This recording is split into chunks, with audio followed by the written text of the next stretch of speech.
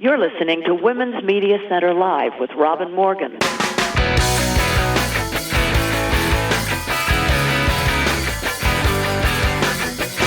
Welcome to Women's Media Center Live. I'm Robin Morgan. By any chance, are you, like me, fed up with James Galloway and his mantras about the boys? What about the boys? You know, he's the author of a book about what else? Men and boys and their needs. Men and boys and their needs is a perfectly valid subject, and I have no difficulties with it because they're human beings and thus have needs and problems. The difficulties I have are with James Galloway and his ilk. A plethora of guys who are flooding the airways and newspapers and the internet with their needs, the absence of which is, of course, the fault of women and girls. Women and girls have been getting so much attention that there's none left for boys and men, who are being abandoned, apparently to icy winds and wolves. These guys are everywhere. They are the supposedly rational response to the more extreme incels, and they're out-and-out women haters, but they're the subtle kind. They complain that men are depressed and not self-respecting and not earning enough and still living at home, and none of this whole problem may be due to, say, immaturity of the first order. It's an interesting way of refusing to take responsibility for anything, including your own behavior, shuttling that off onto women as an extra job on our to-do list. Poor men. Poor babies. Their organizations are now springing up and getting grants galore while women are still staffing storefront battered women's shelters. Well, I have invaded long enough for the moment, so I'll go on to a happier subject, which is our guest for this week. It is my dear friend and a colleague at the Women's Media Center. She is a terrific thinker and writer, a fine writer, Soraya Chemaly. And Soraya's new book, which is called All We Want Is Everything. It's audacious and I love it. That book is the subject of our conversation. And she is an award-winning author and activist. And as a cultural critic, she writes and speaks frequently about gender norms, social justice, free speech, sexualized violence, politics, and technology. The former executive director of the Representation Project and director and co-founder of the Women's Media Center's Speech Project, she has long been committed to expanding women's civic and political participation. She's also the author of The Resilience Myth, New Thinking on Grit, Strength, and Growth After Trauma, a thought-provoking exploration that challenges our most dearly held common myths of resilience and urges us to shift our perspective from prioritizing individualized needs and traits and skills to uplifting collective care and open-ended connections with our communities. Her first book, Rage Becomes Her, The Power of Women's Anger, was recognized as a best book of 2018 by the Washington Post, Fast Company, Psychology Today, and NPR, and has been translated into multiple languages. She's a contributor to several anthologies and a co-producer of a WMC Name It, Change It PSA highlighting the effects of online harassment on women in politics in America. As an activist, she has spearheaded several successful global campaigns challenging corporations to address online harassment and hate, restrictive content moderation, and censorship, and institutional biases that determine and undermine equity and negatively attract free speech. Prior to 2010, she spent more than 15 years as an executive and consultant in the media and data technology industries. And this book, All We Want Is Everything, has been called a battle cry of a book, and comes at a time when we need a fearless and a timely manifesto for identifying and rejecting male supremacy in our daily lives. And it's a book of skill and wit and clarity. And it's about not patriarchy and not sexism, although they're both in it. It's about the thing itself, male supremacy. So I'll return in just a moment with Soraya Chemaly and that conversation.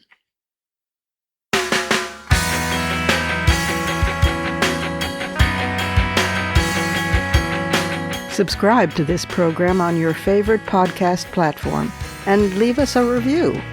Follow us on Twitter at WMC Live, like our Facebook page at facebook.com/WMC Live, and visit us at WMCLive.com for more information about our show and our guests. You're listening to Women's Media Center Live with Robin Morgan.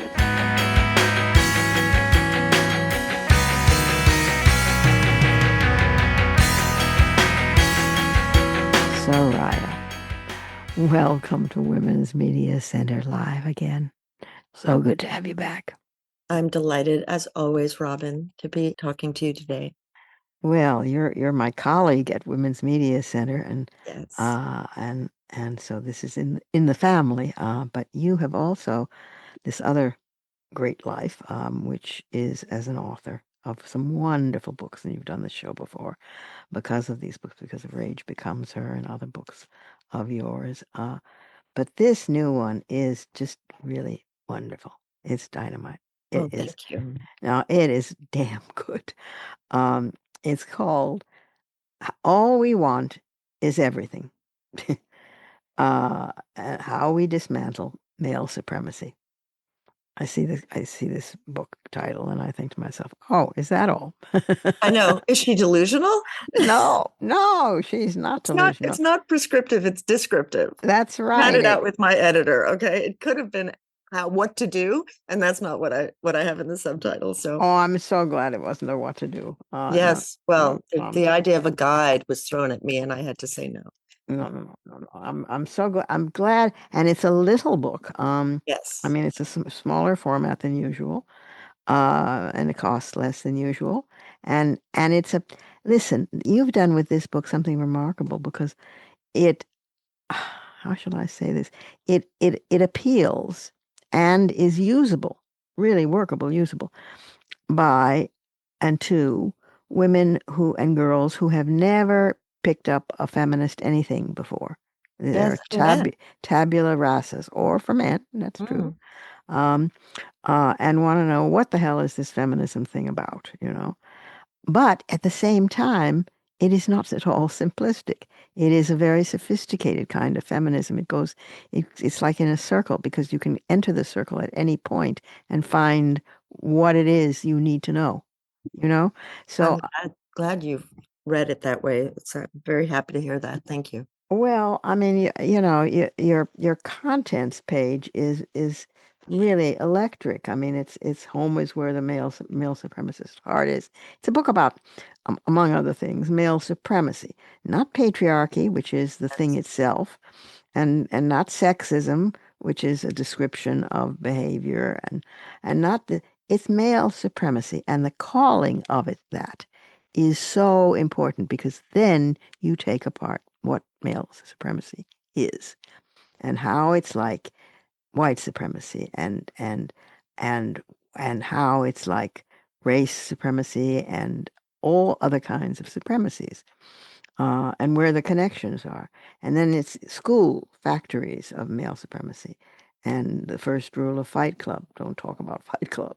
And you're not delusional, you're just not a man. And it's very witty. It's very well written. But you're such a good writer. And Dinner Table Dictators. And Men Are Missing the Revolution While Explaining It. It's just as hilarious. And Conclusion: All We Want Is Everything, which is audacious. I mean, I think of this as it's both your goodbye to all that. Yes, actually, I thought of it a lot. It just kicks out the jams and says, I'm not gonna do this anymore. I'm just not. I've been nice. I've been sensible. I, You I, know. oh yeah, I've been sensible. I've done my homework. I've proved myself. Mhm. I've been rational. And I'm not going. No, no, no, no, no. And something happens magically at that moment. I think. Um, I think. What did I say? Oh yeah, it was so many years ago. I can't remember. Oh yeah, it's something. There's an amulet that every woman wears around her throat of seeing the truth for what it is, and the day comes when it's intolerable and she rips it off. And this book rips it off. So I am so in admiration of everything in this book and the way that you go into each thing with such clarity. You are such a clear writer. You explain it, but you never patronize and you never talk down. Well, So I appreciate it. Thank you. I think my editor might disagree, but I'd rather go with your take. why would she disagree? Oh, you know how you know this better than anybody. Oh, of It course. Your head gets filled with all the complexity, Yeah. and trying to clarify it first in your head and then in words, it's just challenging sometimes. It's just very challenging. So, and we're in such a complex situation always. Yeah. Well, yeah, you take on Trump, you take on everything. And where are the no more comfort angels? Yeah. And you know, there's a wittiness to it. There's a seeing through the masks, the compliance code, um, seeing through the masks, seeing through the gaslighting, Hmm. and going to the core of where the supremacy is and pointing it out again and again and again until by halfway through the book, I mean, I grant I'm somewhat feminist, so I was perhaps not a totally, impartial reader, but no, but about halfway through the book, you're just sold all over again. And I really do think if a woman picks this up for the first time and says all we want is everything, and says, okay, well, I want some, I want everything. Yeah, what the hell? Well, and we're Um, supposed to be grateful, I we're know. just supposed to be grateful for what we're given, quote unquote, and satisfied with what we have and not demanding, and I think most women are coming to terms with what that really means. Yeah, talk about the young women turning off male relationships. Well, I mean, I think it's young women and older women, right? So you Well, have certainly Gen older Z, women. yes, but you have Gen Z, which is, more or less women under 20, Hmm. 30% of whom identify as not hetero. So bi, lesbian, queer, trans, some combination that is not cisgendered hetero, and not in those relationships, right? They are living lives in which they have chosen to create alternative relationships with people who share their values. And I think a big part of this is that in the generational divide that they live with, they can recognize that a lot of the straight men they encounter and would otherwise perhaps have dated do not share their values Hmm. and are unwilling to do what a lot of their mothers did and make this artificial divide between their private lives and their public ideals. Hmm. And a lot of young men are mystified by this. If you look at a lot of the surveys and you look at the news, you see articles about young men who can't understand why young women have to make everything political or bring politics into personal relationships. Right. And maintaining that public private divide is how their parents lived, for example, very often, where you would have a more conservative man and a more liberal woman, not probably a very progressive woman, but a more liberal woman. Right. Well, And it's the yeah, Archie Bunker and Edith. yes, Yeah, that's right. And I think that was common, and I think it's just not palatable to young women, given the way they have grown up and what they are aware of, and the fact that they were much more exposed to feminism, intersectional feminism, ideas about, critical race theory than young men were in education, and especially if they were young white men. But at the other end of the spectrum, we have double the rates of gray divorce, mainly initiated by women. Yeah. And so those women over 50 are also saying, wait a minute, what am I doing here? I do not have an egalitarian relationship. Why, after all of these years often, and after maybe attempting to address that, they're clearly not finding what they want and they're divorcing. Yeah. And I think the women in the middle are constrained by often children, elder care, like the material demands of life. Right. But I always thought at the beginning of COVID, because every epidemic is deeply patriarchal. Yeah. It's in its outcomes. We see that over and over again in pandemic history. But you could just look around and see that what we're going to have maybe in 15 years out of the pandemic is a lot more divorce. Mhm. Interesting. See, you have this way of accepting or seeming to accept the proffered explanation and then ripping it apart, going through it, to it, and beyond it. Like you do this with the fetus, with fetal personhood. What did you think of that? I'm just curious because I I'm sitting alone in my office thinking the things. thinking the things. Well, I thought it was quite brilliant because I mean, it says, um, Dobbs. Okay, court ruling, Dobbs versus Jackson, Supreme Court ruling didn't take rights and basic health care away from women, but in the zero-sum way of this entire system, it transferred rights to men as legislators, husbands, and potential fathers, including rapists. Now, that, because I had been using the language of we're being robbed of our rights, and which is abstract, using the language and and language, of course, seeps into you. You say it, and then you hear it, and then you believe it. So I had used, our rights are being robbed from us. I'd used passive construction, and I'd used uh,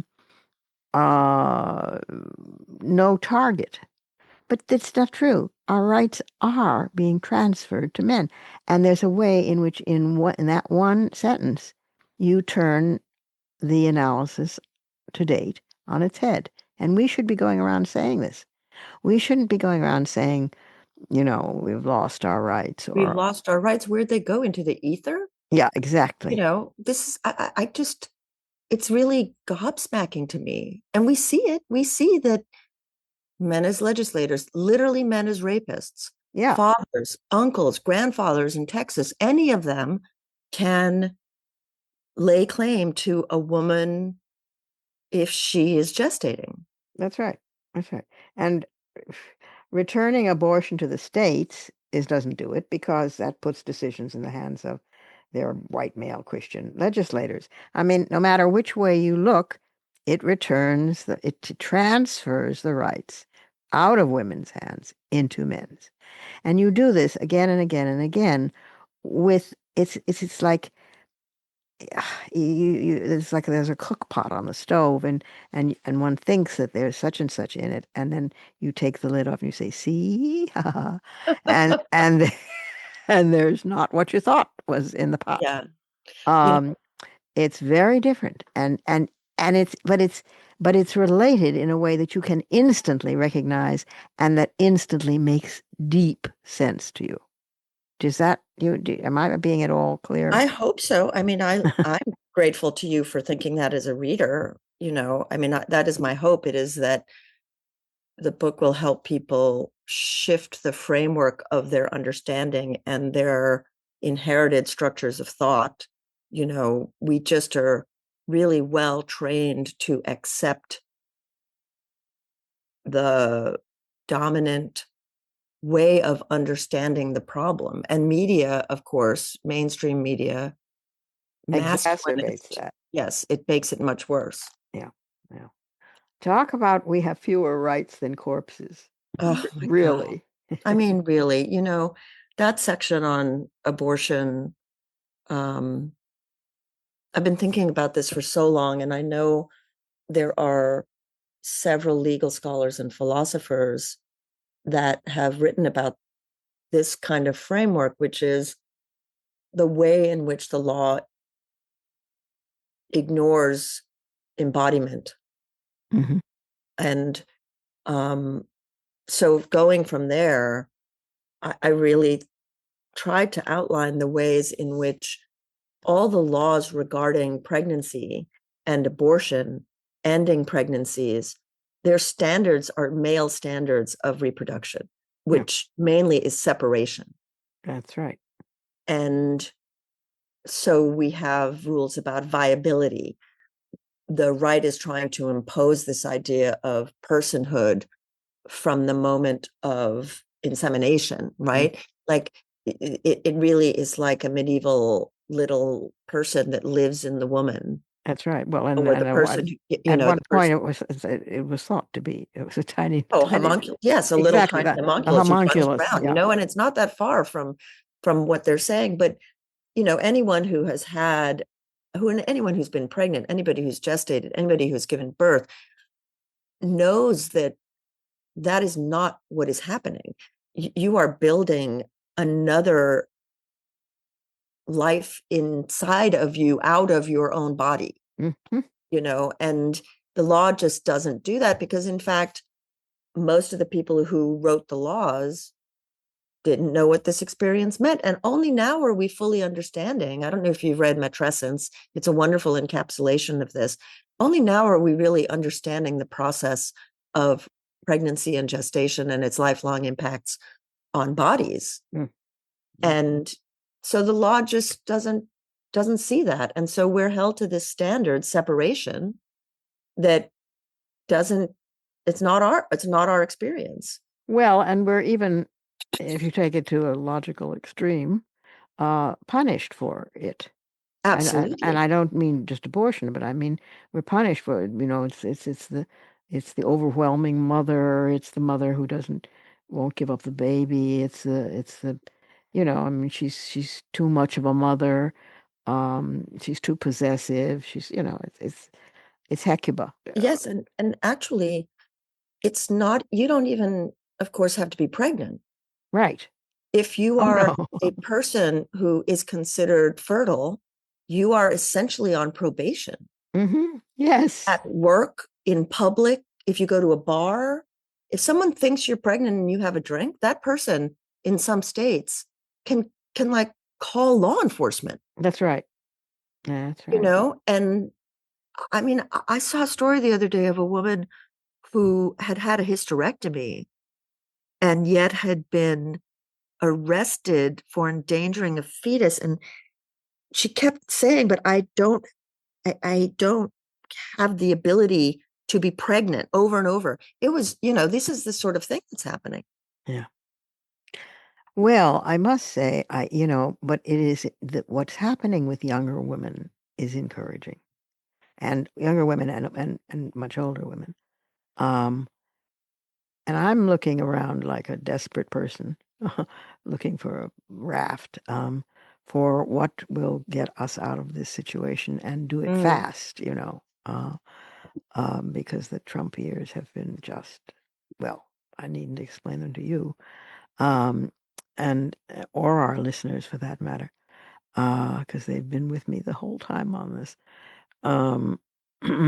But to try and survive it and to try and turn it into something else or positive rather than just tread water and stay in place is very, very, very difficult. It's very difficult. And what I think people have to do, I think what they're doing is, I think a lot of people, whether it's conscious or not, understand that the way we dismantle, the way we have been dismantling, the way we are dismantling is to live lives that really truly reflect our values and ideals. Yeah. And the reason I picked the subtitle that was negotiated, as I said, was that I think there's a lot of despair, and yet we don't recognize that we're leading even the most conservative agitator profoundly feminist lives today compared Yes, that's to true. 50 years ago. Yeah. And the change didn't happen in these spectacular displays of violent protest. It happened in the slow, steady cadence of small decisions That's right. over the course of time. And that's hard because it's not immediate, but it is true, right? Yeah, it's all those little Henry pick up your own sock All the things. And moments. so you have to believe that even if you feel helpless or powerlessness, which many of us do because the power is so flagrantly being Yeah, it's omnipresent, it and seems. used, right? But it's important to understand that these things have meaning, Yeah. and I think we see that in the way, particularly Gen Z. And what I find really interesting about Gen Z is that, for years now, political scientists and analysts have been talking about political polarization in the US. And essentially, since 1972, gender polarization has steadily grown. Yeah. And yet, social distrust between men and women was never considered the kind of political distrust that matters to polarization. It's as though it was always just a private thing. Aha. So this is the first time that you mean that it's surfaced to get attention. Well, I mean, it's so undeniable and Yeah. it's so clearly articulated that, Well, now they're making a big thing. I mean, now Galloway and all his boys are making a big thing about, boys and men are so upset and they're not getting good marks and they're suicidal and they're in their basements and they're living with their parents and, oh God, we have to do something about them. Drop women, drop rape, drop femicide, drop, all of that. Just pay no attention to it and focus on boys' needs. And that's everywhere. So they have to pay attention to it, but they're paying attention to it in all the wrong ways. Well, and I'm on the board of Equimundo, which is a global masculinities organization, and you and I should say that we're talking about the United States, but that also this militant masculinity has been driving macho fascist movements all over the world. Yes, it has. And so there is some part of what we're talking about that is defined by our culture, but then others that cut across. And the boy crisis, the way it is framed, typically cuts across, right? Yeah. But what I find disturbing, and I have these conversations with advocates who are talking about men's mental health and all of the poor outcomes that stem from their lack of emotional aptitude, basically. They don't connect that to the violence against women that is normalized at all. And how can they not? I mean, seriously. Well, this is the thing, so right? Ridiculous. I mean, it's just it's very hard to know how they can. It's the nose on your face. I mean, it is. Yeah, it's just hard. And so, for what it's worth, I just keep saying it. Like, we have to keep saying it. Yeah. So that is a truly, like, I'm mystified by that. And I think a lot of when I raise that, the most common thing that I hear is, but boys are really, the minute the word sexual violence, rape comes up, the response is, but boys are really worried about false allegations. Oh boy. And it's such a false equivalence on so many levels. Yeah. And it takes a lot of time to break that down with empathy, right? You don't want people to be consumed by anxiety for any reason, but you also don't want them to freely wield this as a weapon, a silencing weapon, which is what happens. So it's hard, and I think we need some good examples of modeling these conversations, which I'm kind of hoping to be able to do in the next year. But You know about Catalyst? yes, you mean the campus. They originally were campus-based yes. thing, but they're now expanding into the business world, Hmm. which I find very encouraging, because they make make it very clear that they um, that they protect uh, all parties, but they also make clear that they spread the word about a rapist, and it's a complex thing. But if people, there's two things that I think are interesting on this front that are activist.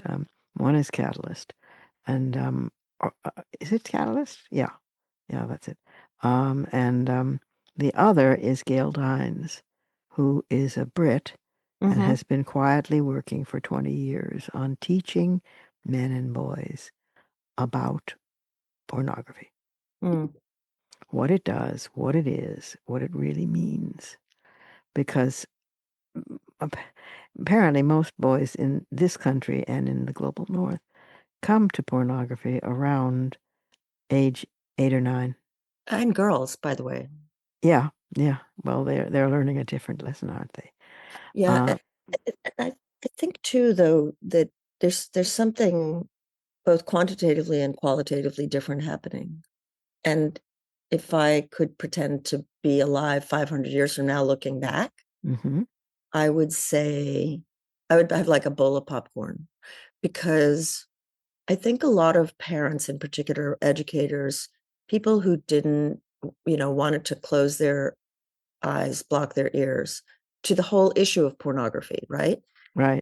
Whether, and I think you and I probably are in a different place on the spectrum of pornography, because I think you and I would both say the viciousness and violence of patriarchal pornography, racist pornography, that, all of that. Mm-hmm.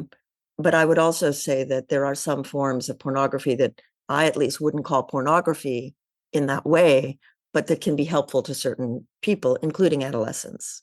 Yeah, but that's erotica. I mean, well, Right. But today, that was just like those words, I think, they're not used that, no, of this. course, yeah. But what I think is happening now that will take what I think of as decades of the porn wars. And I'm really thinking about, like, Catherine McKinnon and John Yeah, Rawls yeah, and Andrea Dworkin mm-hmm. talking about liberalism, right? Yeah, I think that because of AI, because of social media, because of deep fakes, because of nudify apps, that debate is going to be happening in every single home, oh, I'm sure. because everyone is worried that it's going to happen to their child. To them and to their child. And Yeah, unfortunately or fortunately, what gets people attention much more than happening to girls is when it happens to boys, yeah, right? And that's what's happening right now, because so many boys are being exposed to predators through games, for example, yeah. and then they are self-harming because they're being extorted. Mm-hmm. And all I can think of is Carol Todd, the mother of a child to whom that happened, in 2012 in Canada, Mm-hmm. and how hard it was for her to get anyone to pay attention. Mm-hmm. But now it's happening at such massive scale and volume that it might force a genuine reevaluation of what's going on, Yeah, because no one is going to be immune. right. Well, no, there's no place to hide. And it's happening at such a pace, and such enormity, Yes. and it goes in so many directions, in so many places, that it's dizzying. And I think people don't know what to do with it, so they sort of stand amazed in the middle and look in all directions. Well, they don't know what to do with it. And I think that what's even harder is if they start to look into it and they can see for the first time the connections between normalized patriarchal traditionalism in religion and purity culture Mm. and horrible outcomes related to sexual violence, sexualization, etc. Ah, yeah. Well, You it's know, they start to make the connections, then And they don't want those connections. no, they don't. No. Well, they haven't. They haven't so far, but that would be a huge, I mean, that would be a transformation of human consciousness that is much to be desired. Mm-hmm. But it's you and me desiring it, honey. Yes. And I don't see hordes at our back. I mean, somehow, I yet, at least, yet. This is a treasure of a book. Well, thank you.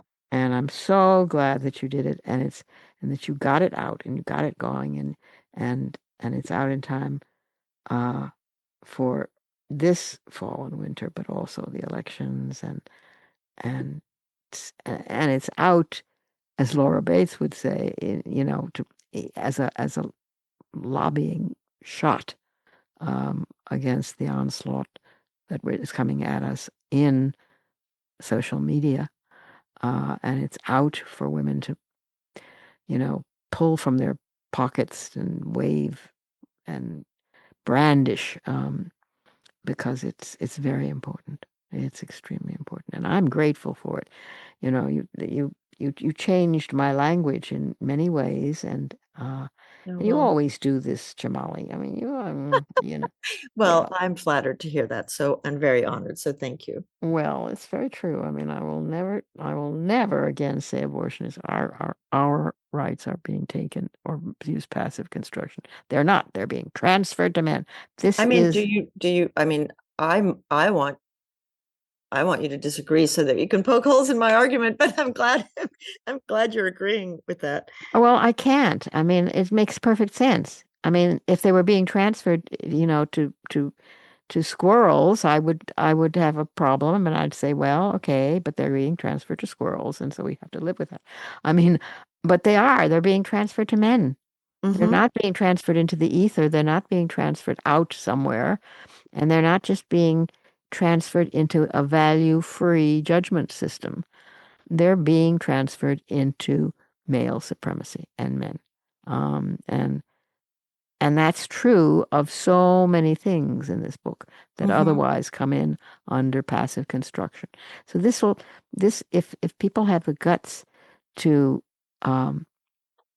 let this book in, which I think they will and hope they will, it will change you.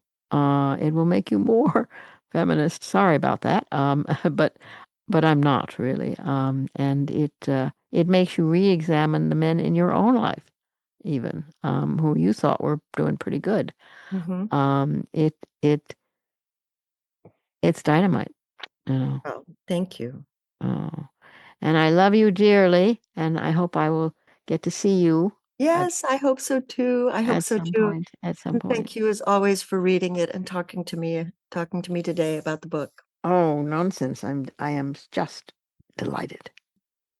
We have to take a brief pause here, but I'll return in just a moment with some, fighting words.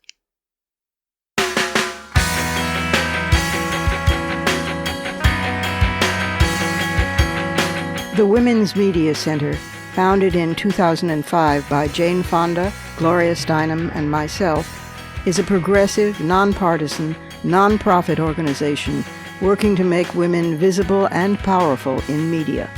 You can learn more about the WMC at womensmediacenter.com. You're listening to Women's Media Center Live with Robin Morgan.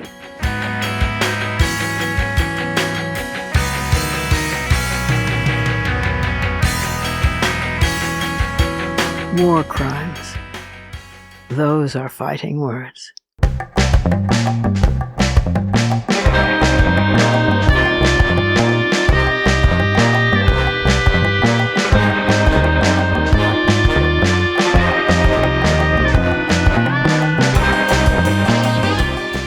Since war itself is a crime against sanity, serenity, and common sense, it would seem redundant to place it as an adjective to crime.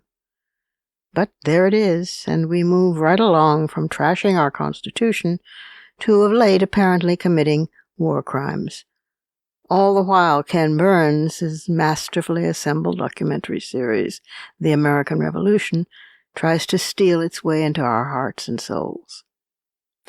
I think the thing I like most about it is that it tries not to lie. It tries to tell the truth about how this country really was founded, how women were really treated, how the indigenous inhabitants of the continent were treated, how kidnapped and enslaved Africans were treated, and then the subsequent waves of the other were routinely treated.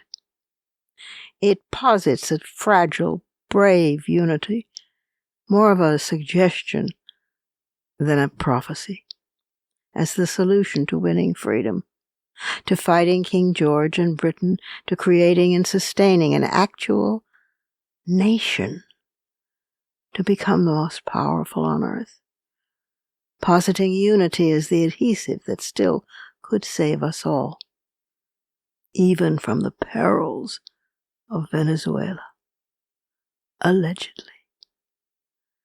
And in the spirit of that very unity, I want to say a word or two about Marjorie Taylor Greene. Yes, that hellion, that wicked witch of the West, that rabid Trump supporter of late has shown herself to be far more thoughtful than presumed. She came out in support of, first, the adult survivors of child sexual trafficking in the infamous, odorous Epstein case. She stood with these women, introduced bills in their name, signed petitions, tried to meet with Trump to lobby him, finally winning the vote that released the files. Well, sort of. So she then went on to expand her positions into support for the actual constituents of her district and their need for Obamacare. And when it came to Obamacare, well, that's tantamount in the Republican Party to openly declaring you are an adherent of Satan. She apologized very soberly for previous denunciatory remarks about anyone suspicious of leaning an inch away from Trump adoration.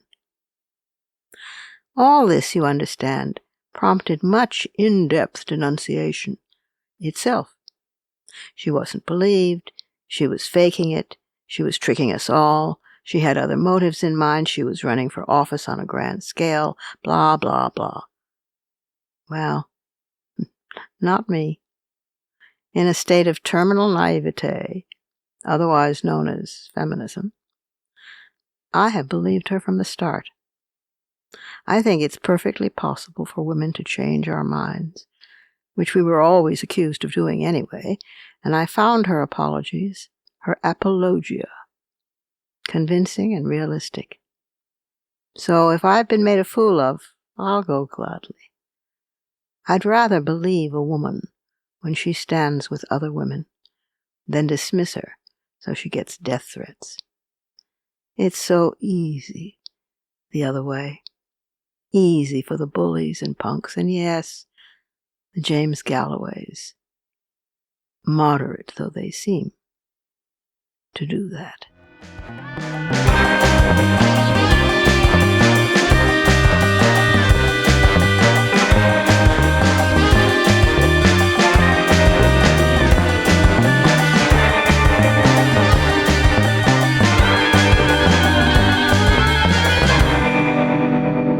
And that's our show for this week. You can follow me on social media at The Robin Morgan. You can check out my blog at robinmorgan.net, and you can find my new novel, Parallax, and my just-out new book of poems, Harvesting Darkness, wherever books are sold. Portions of this program were taped earlier. Views expressed here do not necessarily represent the WMC. Here's the family for Women's Media Center Live. Executive producer, as well as founding and sustaining sponsor, Regina K. Scully. WMC president and co-executive producer for this program, Julie Burton. I'm Robin Morgan, your producer and host. Thank you for being with us. Join us next time on Women's Media Center Live.